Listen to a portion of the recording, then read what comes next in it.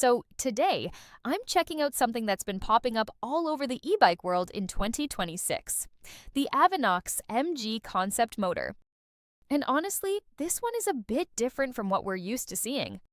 Now, first things first, this is not a production motor you can go out and buy just yet. It's a concept system that AVINOX just revealed at Eurobike, and it's basically their idea of what the next generation of e-bike drivetrains could look like. What makes it interesting is the integrated gearbox design.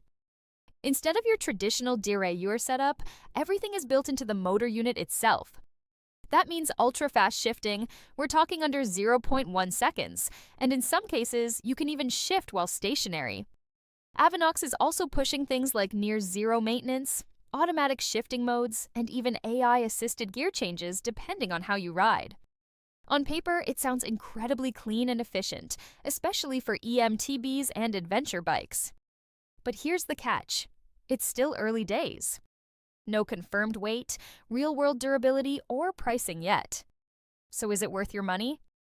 Right now, you can't even spend it. But as a glimpse into where e-bike tech is heading, the MG concept is definitely one to watch.